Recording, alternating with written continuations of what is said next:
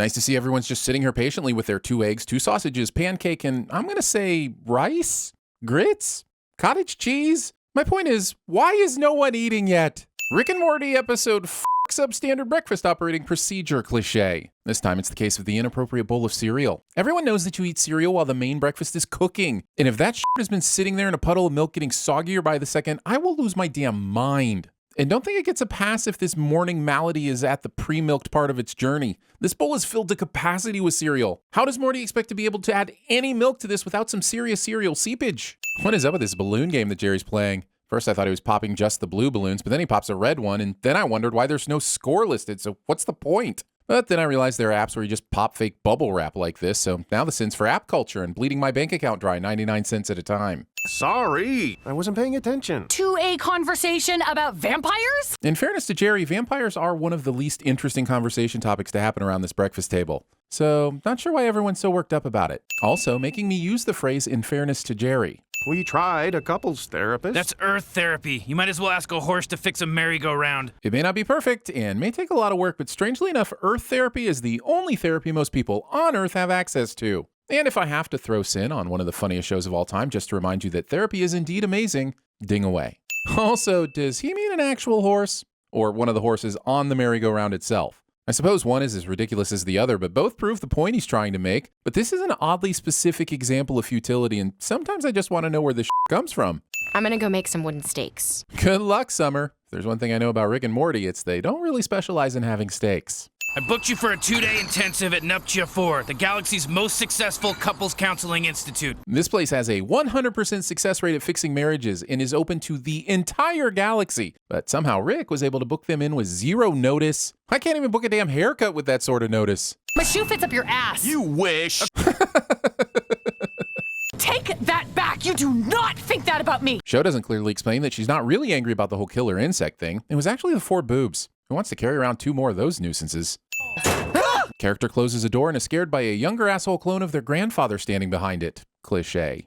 Oh my God, Toby Matthews. Boy Crazy Summer is my least favorite summer, but strangely enough, also my most favorite summer. The next step is to watch your mythologues interact together. And big surprise, it's never pretty. Is a battle between the physical manifestations of your deepest and most uncensored thoughts about your significant other really the sort of thing that should be aired in front of complete strangers? In what way is that therapeutic for anybody? We can work together.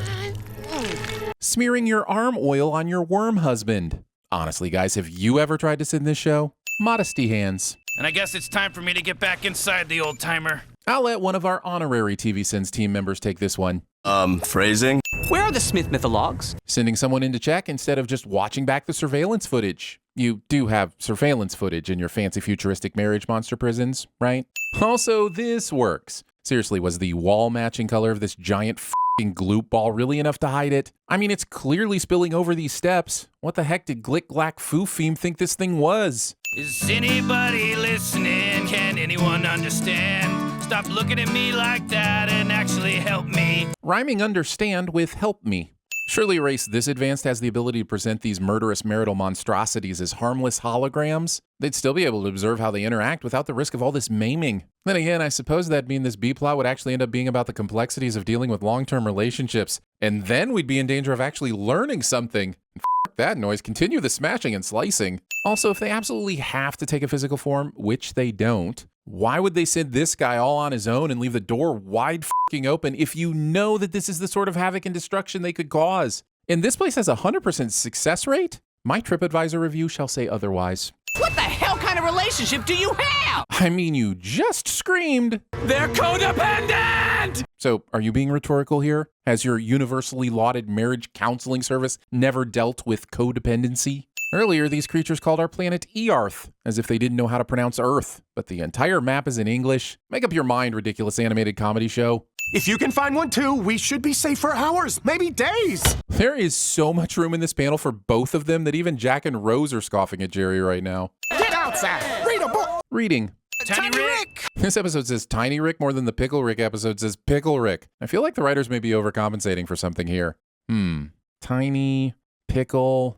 Give me a second, I'm going to figure it out. Why was Knight Rider called Knight Rider? The car's name was Kit. Nobody rode Michael Knight. Rick would be excellent at a Knight Rider episode of TVSins. Why was Knight Rider called Knight Rider? The car's name was Kit. Nobody rode Michael Knight. See? Get your together. Get it all together and put it in a backpack. All your This gets its together for some No! Nobody's doing that! Around 41% of people are doing that. You want Jerry? I don't even want Jerry. That's Jerryist. Stacking your cups this high is just asking for some asshole kid to accidentally knock them over as a distraction to put some special ingredient in the punch bowl. Shorter cup stacks are the road to true sobriety, friends. Let me out! Let me out! This is not a dance! This sin goes out to the Rick and Morty fan who rocked this dance at his local club, thinking everyone would think it was hilarious, forgetting that Rick and Morty Uber fans are a much smaller subset of humanity than you might think, and was mocked and embarrassed and could never show his face again at Alan's anticipation station, and it's me. This sin goes out to me. You're a great student. The fact that you're an 80-year-old man in a clone body never bothered me. But it really should. Why is everyone even aware of this, let alone okay with it? And how has Rick managed to prove himself as a great student? He's only been there since this morning, and I don't think he's even been to any classes. And if he has, why? He's meant to be hunting vampires. How can one sentence contain so much sin? Summer Smith is a fucking psycho nerd and she just got me kicked out of school. Not owning your I'm here to save you, or my name isn't Jerry Smith! Aha! Yes, Jerry Smith! Yeah, no show has a right to be this funny and genuinely insightful at the same time. It's just not fair to the other shows. And yes, that means I'm giving this show a sin because other shows can't match it. But don't look at me that way. You knew which channel you clicked on, honey. I like to believe that Hugh Jackman's character from The Prestige survived, found some youth juice, and eventually became his character in Reminiscence, and that this machine is the twisted result of a merger of both of his infamous inventions. I have nothing to base this on, but now that I've shared this with you, don't act like you don't want it to be true as well. Unless this clock is broken, and there's no reason to assume it is, the school dance was taking place at 2 in the afternoon when they should all, be in classes. Also, this calendar has, at most, 20 squares in total. Of course, this all could be taking place in an alternate reality where the months only have 20 days and school dances regularly take place at 2 p.m., but I'm not prepared to believe in a universe where such madness is possible. Now, back to the 80-year-old in the clone body of his teenage self attempting to murder his original older self. What are you gonna do? I'm Tiny Rick. I'm the coolest kid in your school. You have been expelled, sir. Your threats are hollow. Rick comes out of the vat and Marty says, Rick, while Summer says, pants. And while I don't blame Summer for her cultural norm views on nude body boundaries regarding grandparents, I will say it's weird that you chose this moment to be all of a sudden so grossed out when his Tiny Rick has been in clear view the whole episode. Why go through all of the effort of strategically covering the Rick if you're just going to blur it anyway now? Is there a set budget of blurs per episode? Mass Sanchezide.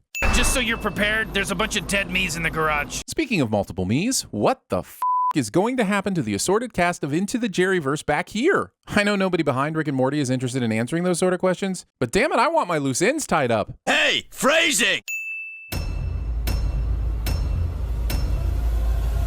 I hate you more! If hate were people, I'd beat China! I think it's okay to dream, Morty. I'm gonna go make some wooden stakes.